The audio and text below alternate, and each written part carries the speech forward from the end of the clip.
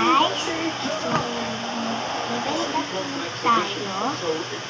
Ito po, 50 yung dalawa. Pero kung gusto yung isa, 40. Pero kung dalawa, 50. Tapos po, ito po tatlo. Ito po tatlo ito. Ito po ay 20. 20 po to. Tapos po ito po dalawang sticky notes. Kapag po isa lang, 5 pesos. Pero po dalawa, 10 pesos. Ito po yung crab. Ito po yung crab. Mura lang po yan, 1 pesos. Kaya mag-comment na kayo sa comment section. Hindi makakuha nito. Dapat naka-like, subscribe, mag-share kayo ha.